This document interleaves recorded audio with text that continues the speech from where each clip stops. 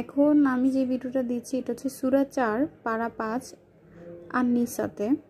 এখানে সুন্দর একটা কথা বলেছে। আসলে আমাদের বর্তমান দেশের যে অবস্থা, আমরা অনেকেই একটা ঘটনা ঘটার পরে সত্যিটা জানার পরেও সেটা সম্পর্কে আর কি কোনো ধরনের সাক্ষ্য বা সম্মতি দিতে চাই না, তার বিরুদ্ধে কথা বলতে চাই না বিভিন্ন ভয়ের কারণে।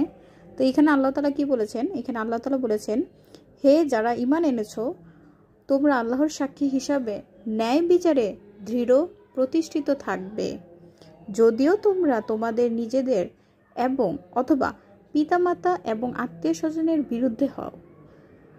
সে বিত্তবান অথবা বিত্তশালী বা বিত্তশীল যাই হোক, আল্লাহ দুজনেরই ঘনিষ্ঠ। সুতরাং তোমরা ন্যায় বিচার করতে গিয়ে প্রভৃতির অনুসরণ করো না। যদি তোমরা ঘুরিয়ে পেঁচিয়ে কথা বলো অথবা সত্যকে এড়িয়ে চলো, তবে আল্লাহ তোমাদের কৃতকর্ম সম্পর্কে সম্পূর্ণ অবহিত।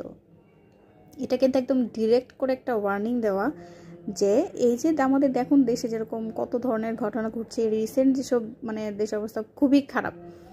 এই অবস্থাতে আমরা যারা আছি আমাদের মতো করে আমরা যতটুকু পারি একতা প্রকাশ করব, ন্যায়ের পক্ষে থাকব, সেটাও কিন্তু একটা কৃতকর্ম।